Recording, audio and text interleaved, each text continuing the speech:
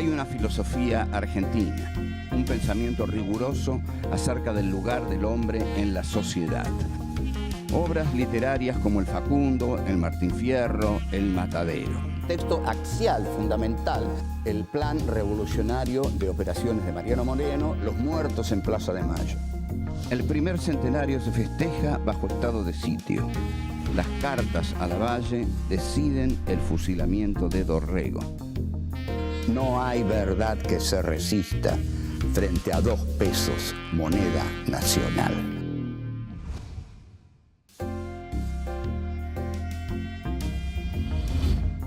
Encuentro 7. Los caudillos del interior federal. 1. La proclama de Felipe Varela. 2. La razón occidental y la guerra del Paraguay. 3. El coloniaje doméstico. 4. El poder de Buenos Aires.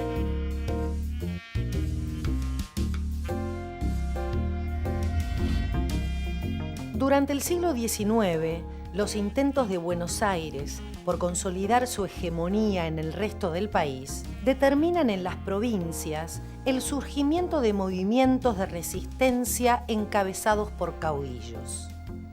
Uno de los más importantes es Felipe Varela, el Quijote de los Andes, quien nace en 1821 en Guaycama, provincia de Catamarca.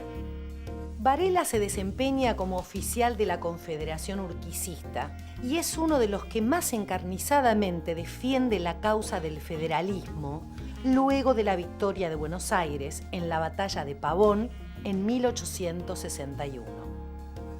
Crítico implacable de la Guerra del Paraguay y del gobierno de Mitre, lanza su proclama en diciembre de 1866. Un año más tarde es derrotado por los Taboada en la batalla de Pozo de Vargas y en enero de 1868 da a conocer en Bolivia su manifiesto. Allí plasma los principales lineamientos de su proyecto político bajo el lema «Viva la Unión Americana». Ese mismo año se instala definitivamente en Chile. Enfermo de tisis, muere el 4 de junio de 1870.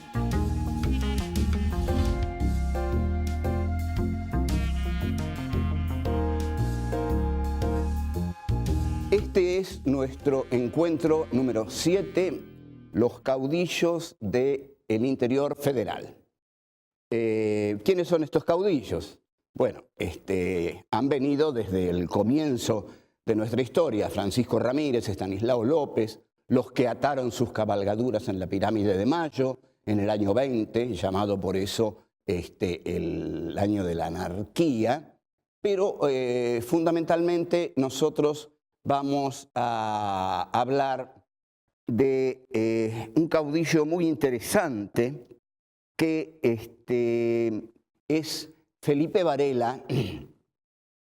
Felipe Varela, también llamado el Quijote de los Andes, era un caudillo que confiaba mucho en que Urquiza se levantara en armas contra Mitre. Si Urquiza se levantaba en armas contra Mitre, Varela pensaba que teniendo Mitre tantos problemas con la guerra del Paraguay, en la que le iba muy, muy mal, las montoneras del interior mediterráneo, que eran las que comandaba Varela, más el desgaste del ejército mitrista en la guerra del Paraguay, más el esperado levantamiento de Justo José de Urquiza, podrían converger en un avance triunfal sobre Buenos Aires. Sobre Felipe Varela hay una samba muy conocida, que es la Felipe Varela, porque Felipe Varela matando viene y se va. Hay una versión federal que dice porque Felipe Varela nunca mató por matar. La versión unitaria insiste en decir lo echaron a la frontera, de ahí no habrá de volver. Y la versión federal dice lo echaron a la frontera, seguro que ha de volver. En 1866, Felipe Varela lanza una proclama. Es muy interesante esto porque para esta historia del pensamiento argentino que estamos haciendo, los caudillos federales no tienen grandes textos porque no eran gente ilustrada. No era gente ilustrada. Los que tienen los grandes textos son los hombres de la élite de Buenos Aires, porque son los que reciben la cultura europea, los que leen los grandes libros europeos y escriben en consecuencia los libros que explican cómo hay que complementarse a Europa para que el país salga adelante. En cambio, los caudillos del interior argentino, que son una expresión muy interesante de este país porque no se dieron en otro país, o se dieron muy escasamente, pero aquí hubo grandes caudillos federales, grandes figuras, honestos, guerreros, que han pensado su praxis guerrera, pero la han pensado sin tener detrás a un Adam Smith, por ejemplo. Cuando Juan Bautista Alberdi escribe sus estudios económicos, los estudios económicos de Juan Bautista Alberdi son casi una glosa de la riqueza de las naciones de Adam Smith. Es decir, Alberdi escribe y a través de Alberdi es Adam Smith quien escribe, quien nos está diciendo: nosotros no los queremos a ustedes, los argentinos, como una colonia de Inglaterra. Lo que queremos nosotros con ustedes es comerciar. Después ustedes sean libres, tengan bandera, tengan puerto, tengan gobierno. Nosotros queremos comerciar. Y bueno, Alberdi, entonces, que ha leído a Adam Smith, destila ese programa, digamos, que básicamente, como dice Smith, Inglaterra tiene que ser el taller del mundo y el resto del mundo tiene que ser el granero del mundo de Inglaterra, tal como la generación del 80, muy orgullosa, va a decir: somos el granero del mundo, que era exactamente lo que Inglaterra quería. Pero Varela, ¿qué tiene que hacer Varela? Tiene que justificar el proteccionismo, porque si Buenos Aires quiere el libre cambio, es porque Buenos Aires va a vivir de la introducción de las mercancías británicas. Si vienen las manufacturas y mercancías británicas, Buenos Aires se enriquece con ellas y le entrega a Gran Bretaña la producción primaria de los campos argentinos, que es una producción primaria que crece fácil, que crece abundante, a la que no hay que agregarle nada. Pero Varela tenía en sus pobres provincias una incipiente industria artesanal que, de haber sido protegida, habría tenido un aceptable desenvolvimiento.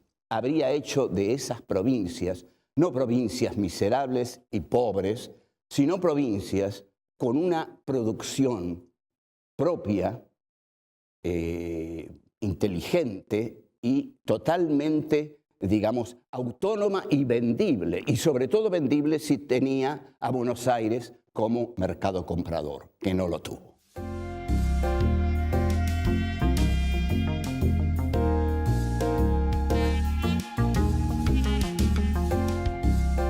Tenemos que ver ahora un aspecto muy importante del desarrollo de esta parte de América Latina en el siglo XIX.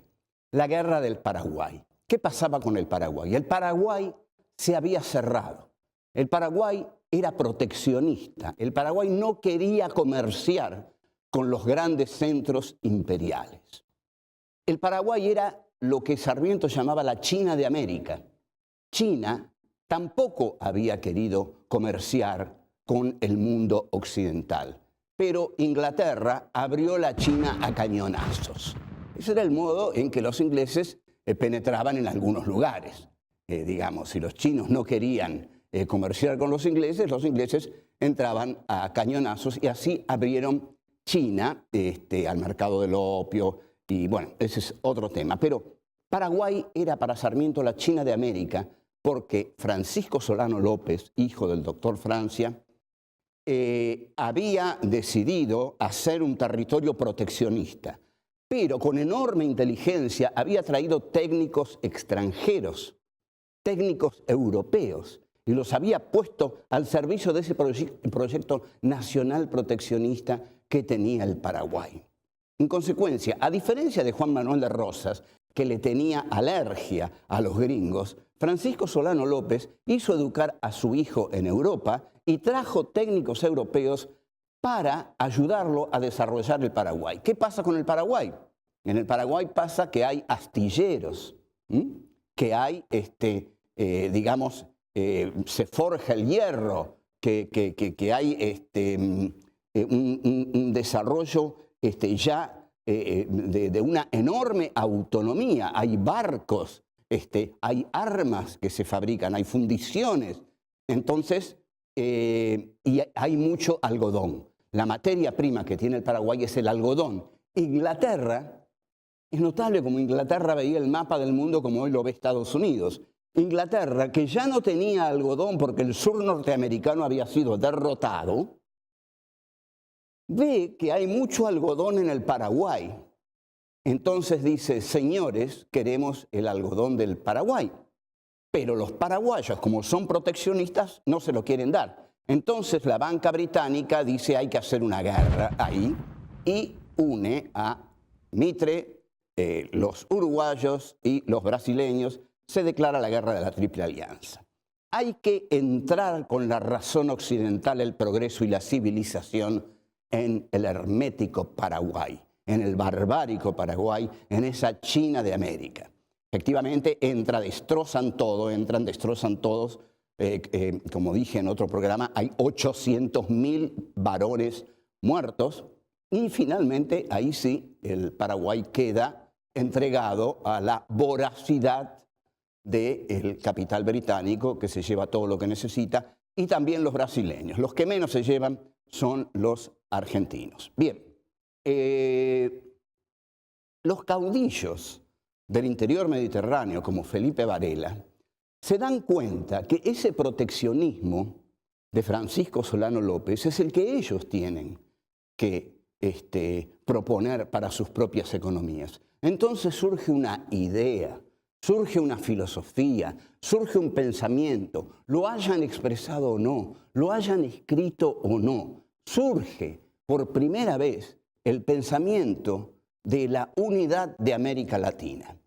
Entonces, lo que expresa el Quijote de los Andes, el gaucho, seguramente no muy culto, Felipe Varela, es que América o se une y presenta ante Europa un bloque unitario, macizo, o es totalmente derrotada por las oligarquías locales que comercian con Inglaterra y se produce lo que llamamos la diseminación, podríamos decir, la deconstrucción de América Latina. La guerra del Paraguay es conceptualmente el Vietnam del siglo XIX, es una masacre terrible, negada por supuesto por la historia oficial, que ya no existe la historia oficial, nos reímos de la historia oficial, ya nadie cree en esa paparrucha que crearon basándose en los libros de historia de Mitre y algunos de Sarmiento. No hay más historia oficial. Lo que hay para nosotros es claramente un proyecto imperial que entra en la Argentina a través de la élite culta de Buenos Aires. Como había que integrar al Paraguay a ese proyecto, se decide hacerle una guerra de exterminio, Entonces, se consigue exterminar al Paraguay y al exterminar al Paraguay, el Paraguay, claro, se integra, pero se integra con nada, se integra derrotado. Lo que existe, y esto no es revisionismo histórico, es la racionalidad tecnocapitalista que Heidegger analiza al estudiar a Descartes, que a través del capital británico y a través de la unión de las oligarquías nativas de los países colonizados, derrotan a sus elementos autónomos a sus elementos barbáricos para ellos, es decir, todos los caudillos y todos la gente del interior, y son las élites, es decir, las clases cultas de las grandes ciudades, las que imponen su poder sobre el resto de la nación para comerciar con el imperio.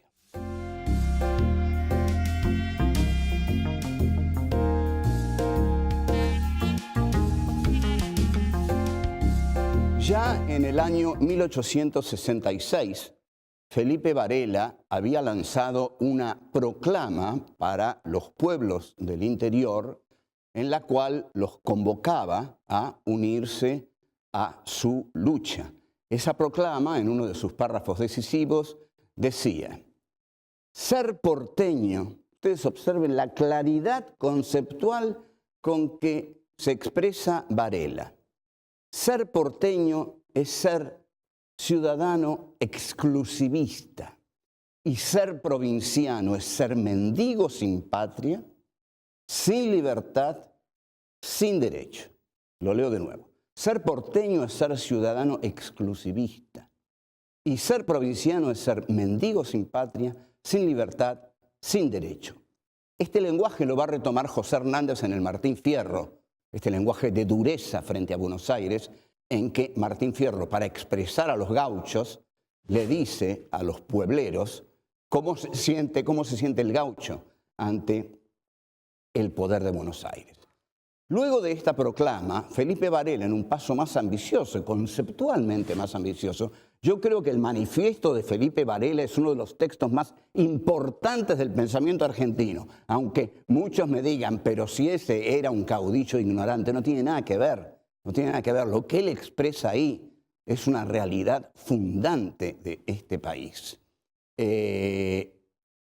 Va a desarrollar esa proclama en el famoso manifiesto de Felipe Varela. En ese manifiesto, Varela, igual que Bolívar, propone el proyecto político-filosófico de la Unión Americana. La Unión Americana postula que solo una América unida va a ser una América fuerte. No en vano, la diplomacia británica y las élites dominantes en cada uno de los países de América Latina se opuso a este proyecto, y así es lo que determina que se produzca esta, como dije, diseminación, deconstrucción o, como se solía decir, balcanización de América Latina. Felipe Varela habrá sido un gaucho ignorante, pero había leído a Juan Bautista Alberdi. Lo había leído muy bien a Juan Bautista Alberdi, porque lo cita varias veces y lo utiliza muy adecuadamente. Entonces, habiendo leído a Juan Bautista Alberdi, dice: Buenos Aires es la metrópoli de la República. Buenos Aires es esa ciudad que coloniza al resto del país, así como América colonizaba a Buenos Aires y a todo el resto del país. La colonización se ha trasladado de Madrid o de Cádiz hacia Buenos Aires. Ahora, la potencia colonizadora es Buenos Aires. No deberá asombrarnos entonces que para Felipe Varela la Revolución de Mayo sea la guerra de 1810. ¿Qué es la guerra de 1810? Es la guerra que Buenos Aires emprende contra las provincias. Así es interpretada por las provincias la Revolución de Mayo, como una guerra de los porteños contra las provincias, porque así la interpreta Alberdi, y Alberdi es el maestro de Felipe Varela, quien tiene a un ilustre maestro, porque Alberdi era un pensador excepcional, es el más grande pensador político que tiene este país. Entonces, ¿qué es lo que dice Varela? Que en la República Argentina hay un coloniaje que podríamos llamarlo doméstico, un coloniaje republicano, un coloniaje que aquellos que dicen representar la República, o sea, la gente de Buenos Aires, la élite de Buenos Aires, ejerce sobre el resto del país. derrotado el Paraguay, derrotado Juan Sá en San Luis, Varela queda prácticamente aislado y tiene que dar su batalla contra los hermanos Taboada, que eran santiagueños al servicio de Mitre. La batalla se da en el Pozo de Vargas y es famosa la anécdota en la cual los hermanos, cuando necesitan ganar la batalla, porque no la van ganando, le hacen tocar a la banda de su ejército una zamacueca. Y eso entona a los soldados de los Taboada y se produce la derrota de Felipe Varela en Pozo de Vargas y Varela se exilia. Y esta derrota es la del último gran caudillo argentino.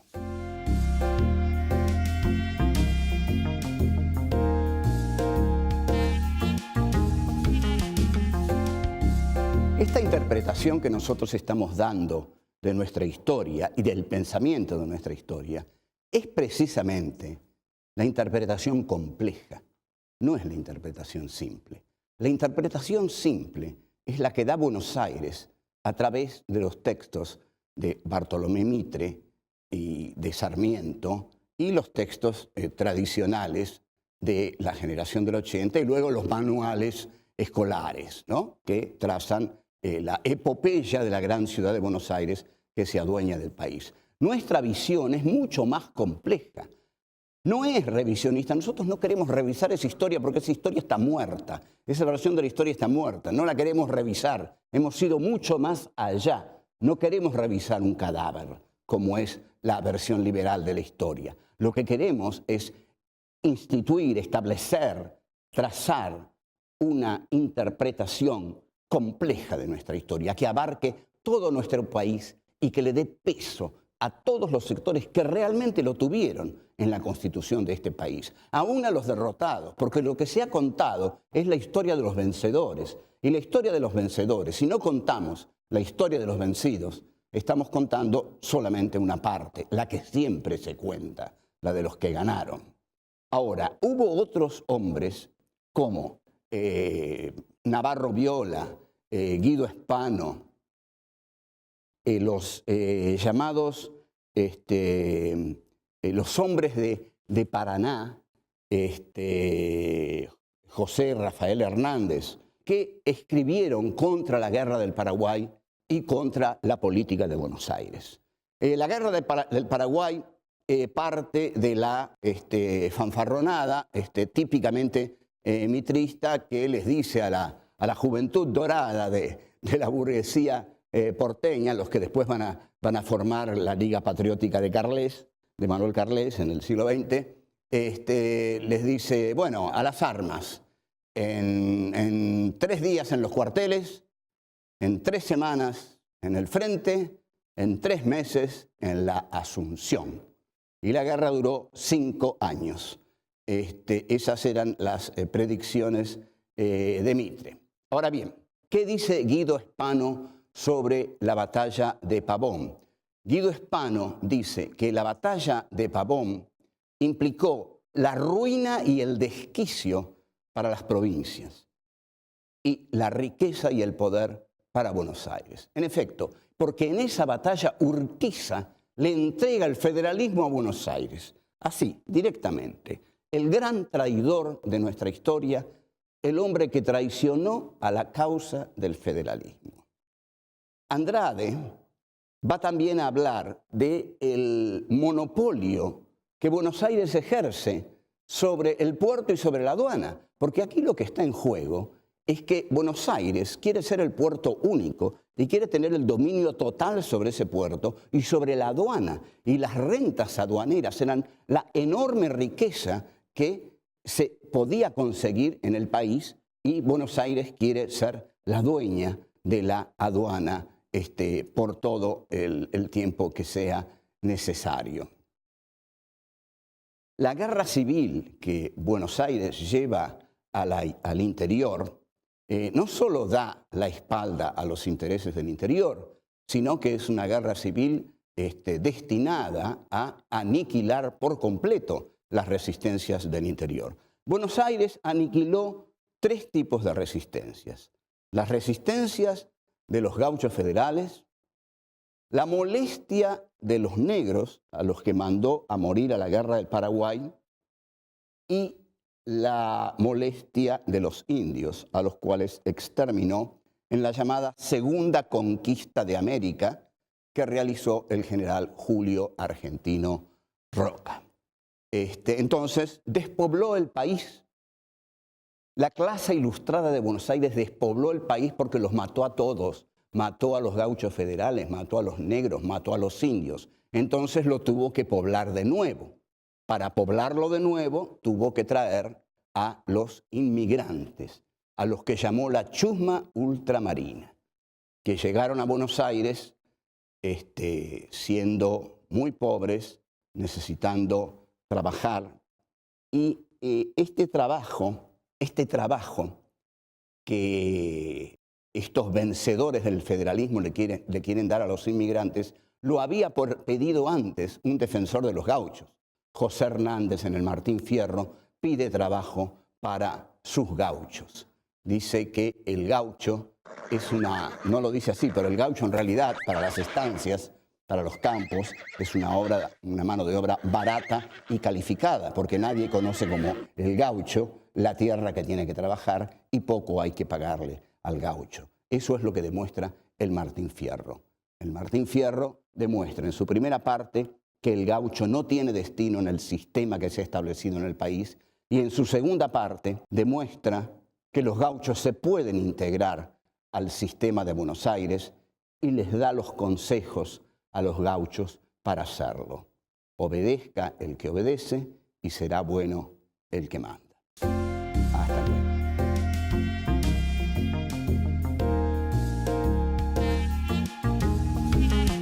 Lo que hay para nosotros es claramente un proyecto imperial que entra en la Argentina a través de la élite culta de Buenos Aires.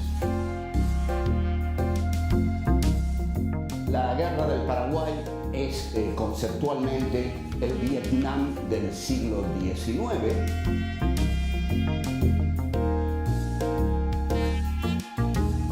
Ser porteño es ser ciudadano exclusivista y ser provinciano es ser mendigo sin patria, sin libertad, sin derecho.